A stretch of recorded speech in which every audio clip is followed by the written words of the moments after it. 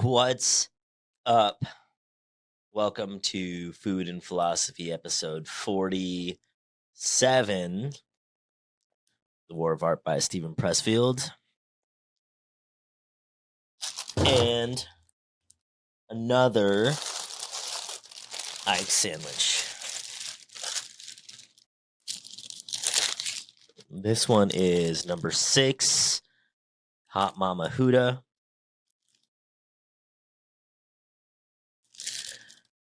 Number 6, it's a buffalo wing chicken sandwich. It's got buffalo wing, chicken, ranch, provolone cheese.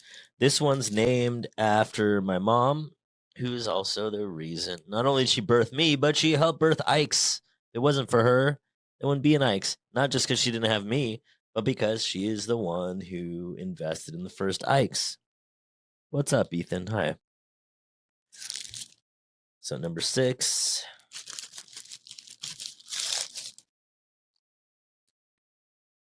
Now, when I eat at Ike's, I tend to get the red meat sandwiches, so I love that I'm going out and eating a non-red meat sandwich.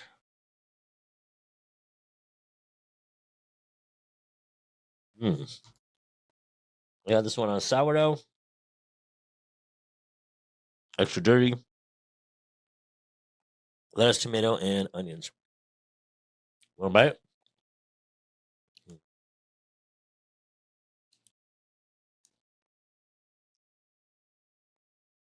Not only the Ike's Place president, but I'm also a client. I freaking love this.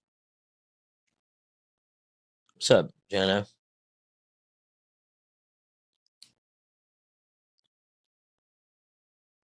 Jana, wish you were here.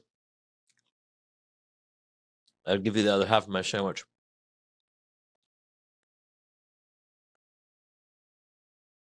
I think I ate some paper.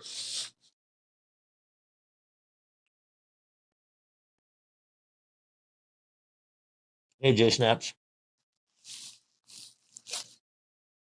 All right, one more bite.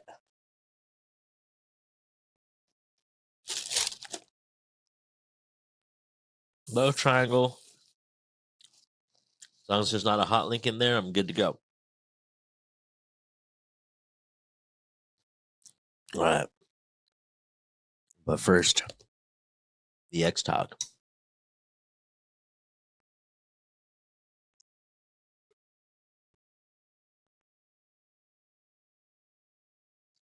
This is, I saw this on Alex Hermosi. I do actually follow this person. Unlike most of the other people, I do not follow them.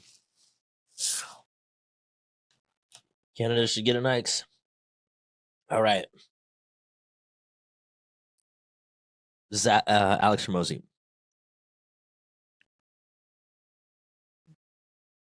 If you're trying to start a business, just find stuff people already buy and sell it. There's barbecue and honey on that too. If you're trying to start a business, just find SHIT people already buy and sell it. So just find people already buy and sell it. You can figure out passion, purpose, etc. after you learn the basics. Make a profit, then get cute. But you may realize you find you're passionate about making a profit. True.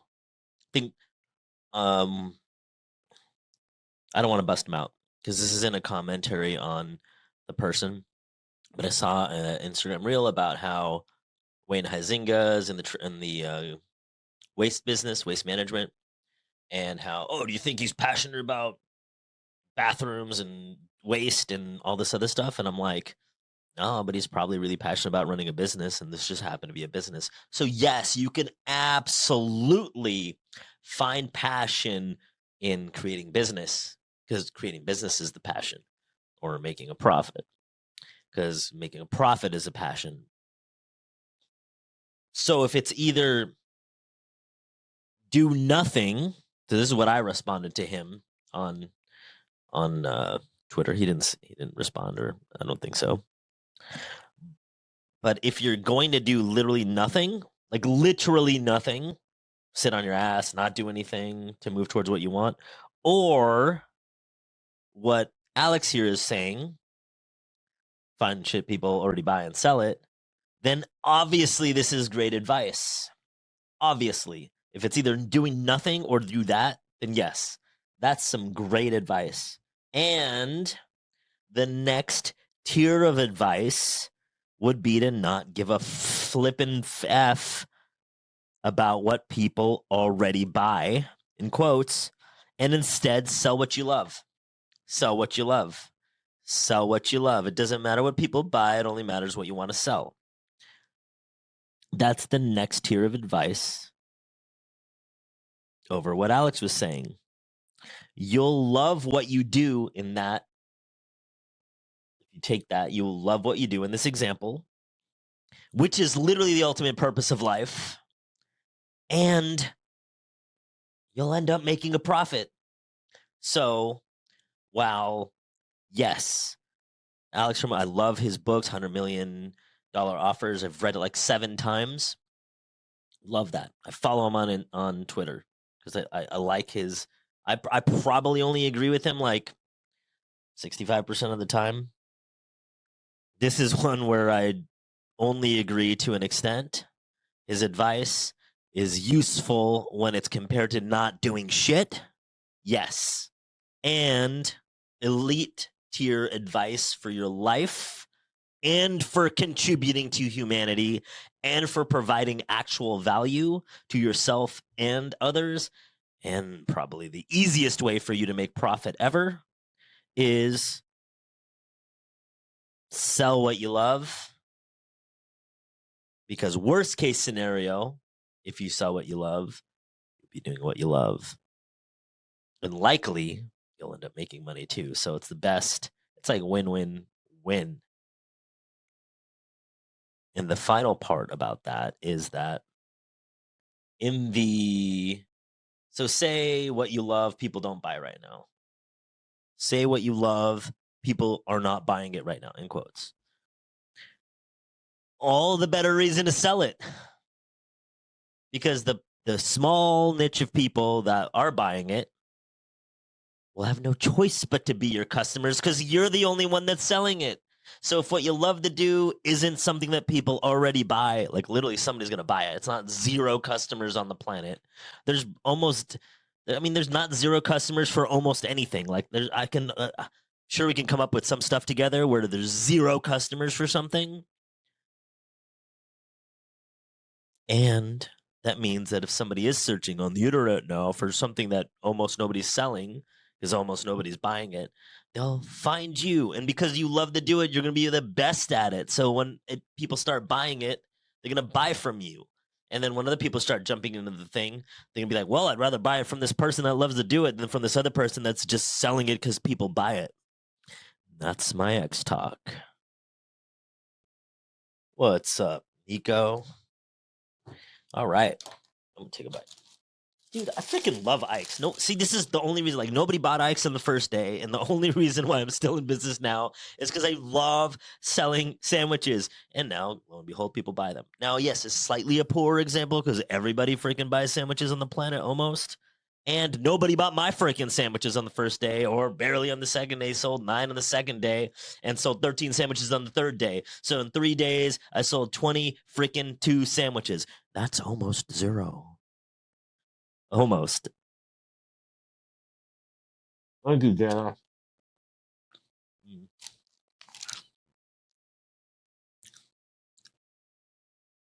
All right.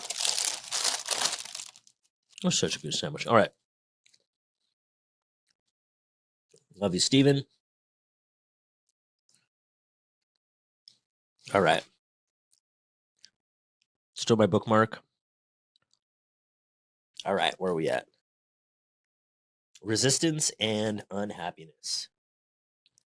I'm glad you found it, John.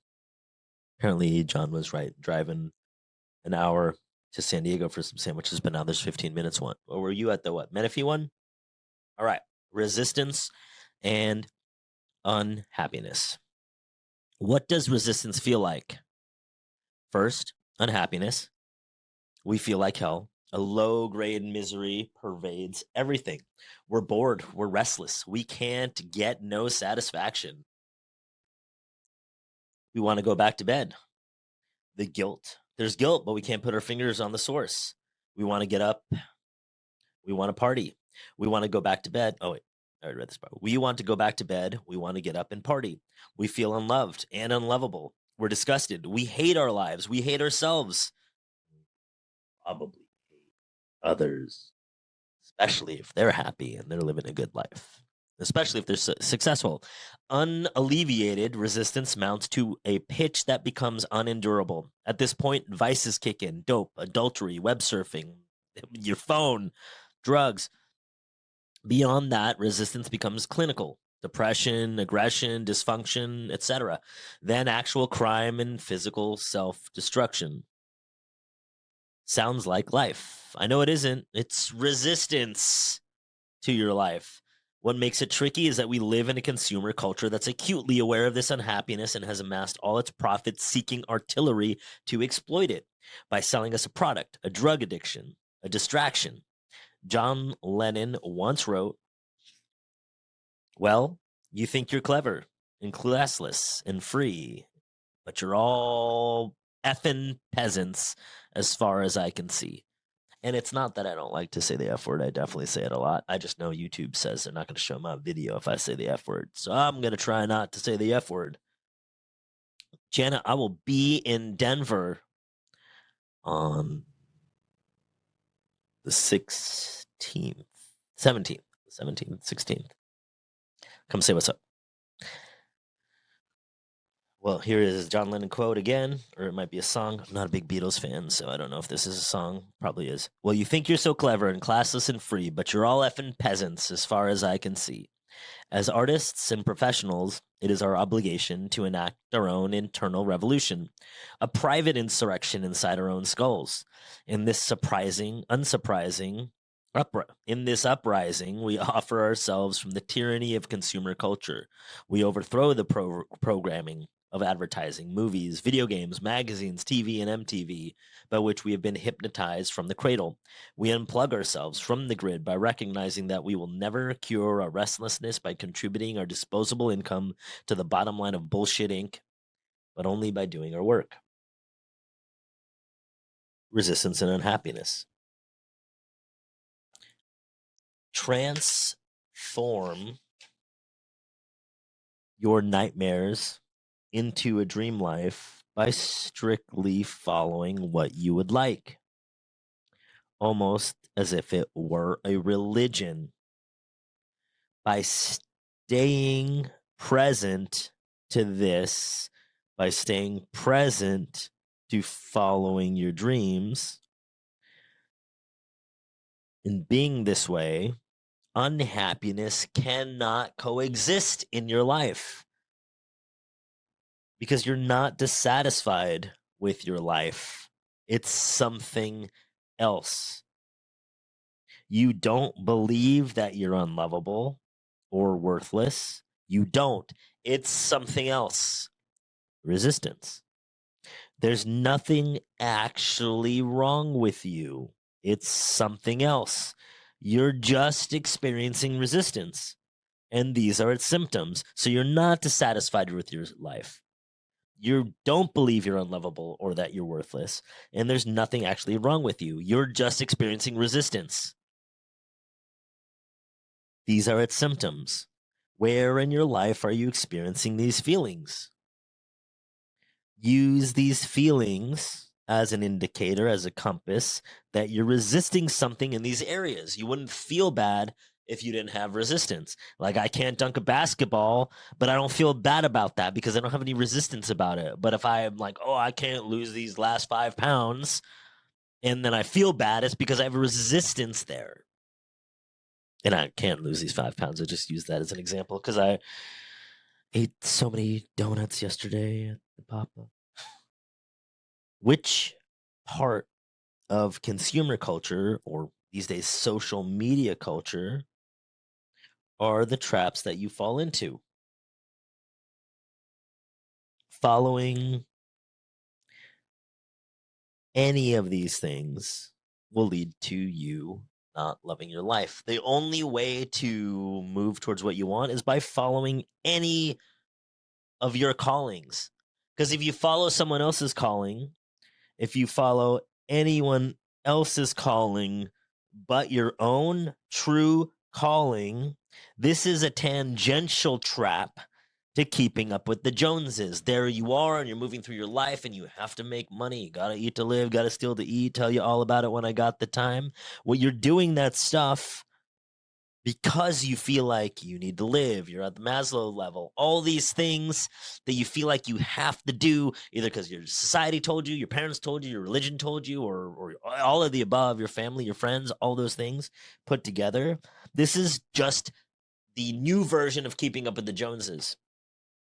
You're choosing everyone else over yourself. You're choosing comfort. You're choosing your society thinking that you're cool or not. You're choosing your family thinking you're cool or not, or your spouse, or your lovers, or your religion, or even a social group, a social standing, social media.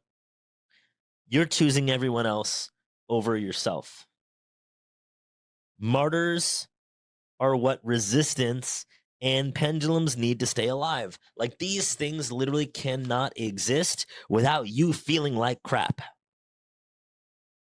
I'll say it again. These things cannot exist without you feeling like crap. This is why when we spoke about victimhood, it's a bunch of bullcrap. It's a social construct. They can't live. It can't exist, whether it's a social structure or an actual people, without you feeling like crap. How's it going to get its money? How's it going to get its energy? How's it going to get all these things? This is why when Mother Teresa, they said, hey, you want to come and fight, march against the war? And I don't remember what war it was. I wasn't alive, probably. She said, no, I'm not going to go march against the war. And they said, well, why not? Are you for the war? And she said, I'm not for the war, but I'm not going to march against anything.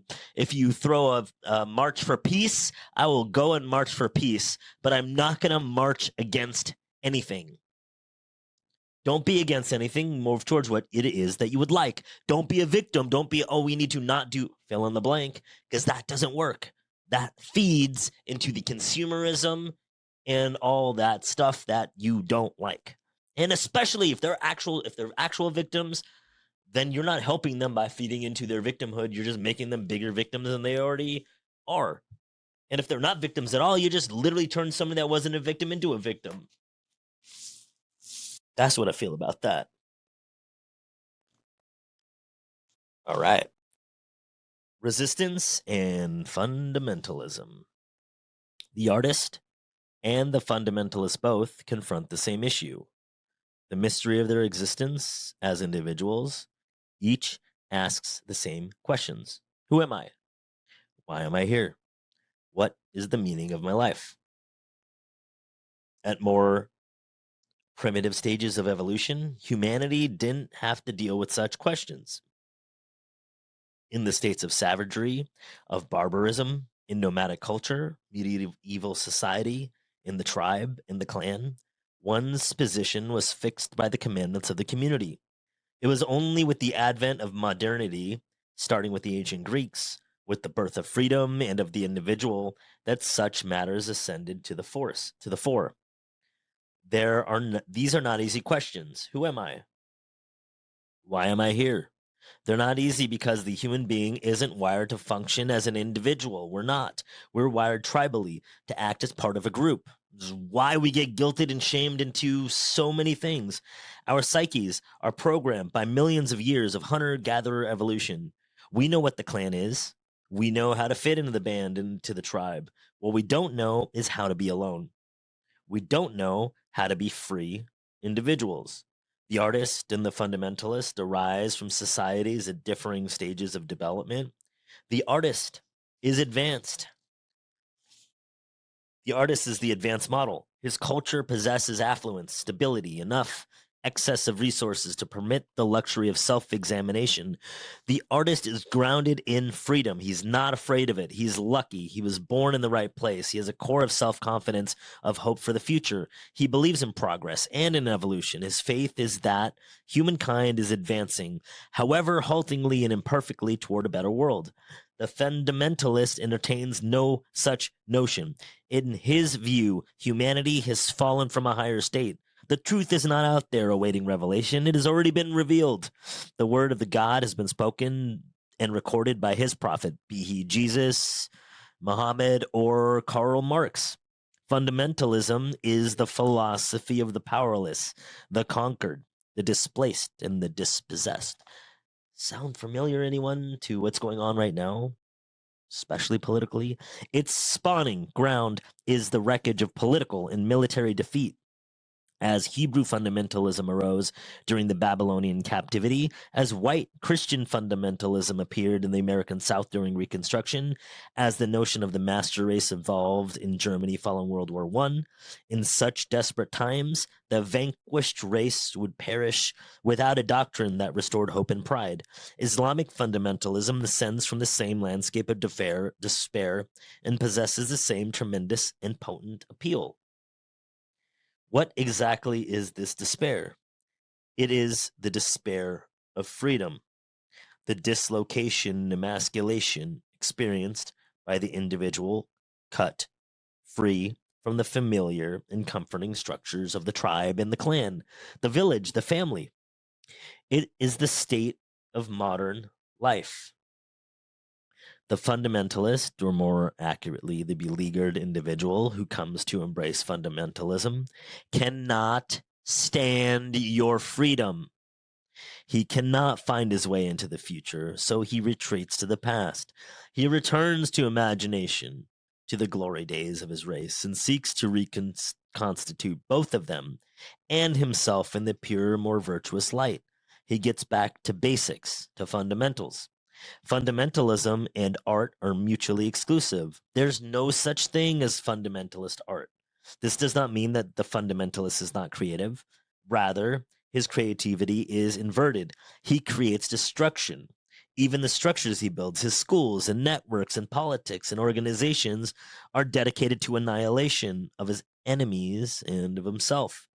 But the fundamentalist reserves his greatest creativity for the fashioning of Satan, the image of his foe in opposition to which he defines and gives meaning to his own life. Like the artist, the fundamentalist experiences resistance. He experiences it as temptation to sin. Resistance to the fundamentalist is the call of the evil one, seeking to seduce him from his virtue.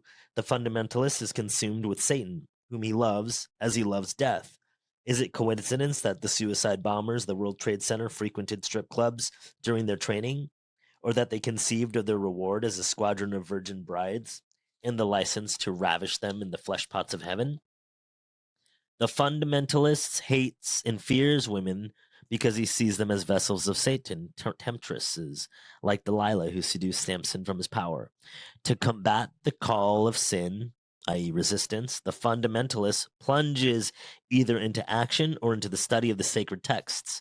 He loses himself in these, much as the artist does in the process of creation. The difference is that while the one looks forward, hoping to create a better world, the other looks backward, seeking to return to a purer world from which he and all have fallen. The humanist believes that humankind, as individuals, is called upon to co create the world with God. This is why he values human life so highly. In his view, things do progress, life does evolve, each individual has value, at least potentially, in advancing this cause. The fundamentalist cannot conceive of this. In his society, dissent is not just crime, but apostasy. It is hearsay, transgression against God himself. When fundamentalism wins, the world enters a dark age. Yet still, I can't condemn one who is drawn to this philosophy. I consider my own journey, the advantages I've had of education, affluence, family support, health, and the blind good luck to be born American. And still, I have learned to exist as an autonomous individual. If indeed I have, only by a whisker and at the cost I would hate to have to reckon up. It may be that the human race is not ready for freedom. The air of liberty may be too rarefied for us to breathe. Certainly, I wouldn't be writing this book on this subject if living with freedom were easy. The paradox seems to be, as Socrates demonstrated long ago, that the truly free individual is only free to the extent of his own self-mastery, while those who will not govern themselves are condemned to find masters to govern over them. Resistance and fundamentalism. Oh, when I was writing about this yesterday, oh my gosh, I went off on myself. Well, for myself. So, what things do you do for the tribe? What things do you do for the tribe? What's up? Play cub. What are the things that you do for the tribe that you would not do otherwise? Where are you being guilted and shamed, blamed? What are some of the things you wish that everyone in your tribe or the tribe would do? So, where are you doing things for the tribe that you would otherwise not do? And where do you wish everyone in the tribe would do something? What are those things? Be wary of all the things that you do for others, particularly the things you do because you're guilted or you're shamed or out of duty. If doing these things does not genuinely make your heart full of inspiration, then stop doing it now, even if you agree with it, even if you agree with the people, even if you're on their side, even if you want to be a good person, even then. Stop doing it now if it doesn't fill your heart full of inspiration. And be extra weary of people or groups or cultures or politicians that expect you to do for others, but only using guilt or shame or duty as the reasons that you should be doing them. Yeah, I'm talking to you, politicians. If that's the only reason why we should do anything is because we should feel bad out of guilt or shame or because we have a duty to do it, that's a bullcrap ass reason to do anything. Have a better reason. Have a better policy. You are a fundamentalist and you don't know it. Oh, heck, maybe you do know it. You are taking everybody down with you because you feel guilt or you feel shame or you're just trying to control. So be weary of that. I'll say it again. Be extra weary of the people or groups or cultures or politicians that expect you to do for others and only have guilt, shame, or duty as the reasons that you should be doing so. Are you grounded in your freedom? Do you examine yourself? Do you have self-confidence? Are you able to say things that you want to say when you want to say them? Do you have hope for the future? If you answer no to even one of these things, then you're not an artist, you're not helping us move forward, and you're not using your creativity and your love and your even the suffering obligation part of your love for growth. For not just you, but everybody. Like, oh, well, I don't care about myself. I want to help others. You're literally hurting people by not doing it. Fundamentalism to any ideology is an indicator of thinking with your lower mind, not the higher mind, as those that are fundamentalists would like you to believe, especially the political ones, like literally the politicians. Look, and I'll tell you why you're leading with your lower mind. So if there you are and you're like, these groups of people need to be treated special. Why? What are you fearful of if they're not treated special? That's a lower minded thought stuck on Maslow's lowest of hierarchies. That's one reason why you're dealing with your lower mind. What's another reason? Because you're using fear as a reason why somebody else should do something. Lower mind. You're using guilt, like, hey, come on, don't we want to help these people? You're using guilt to do that.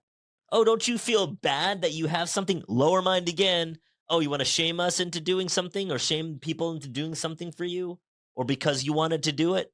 Oh, but look, you should not be ashamed of yourself. Lower minded again, or duty. Come on, you have to do this. I have to martyr myself. We all have to martyr ourselves. For some people, at what level does it get that I'm the one that you should martyr yourself for? Like, if I keep martyring myself all the way down, then what? Pretty soon, the person that I was martyring myself for, then they're like, crap, I got to martyr myself. And now I got to martyr for them. And here we go. Now we're going all the way down. It's lower mindedness all the way down. Where have your thoughts advanced to? Where are you moving forward in your life? We're all moving forward in our life some places. We all have inspiration and fulfillment somewhere in our lives. Reflect upon your life. What advances have you made? Like literal advances or figurative advances? Mentally advances, physical advances, emotional advances, your thoughtfully advances.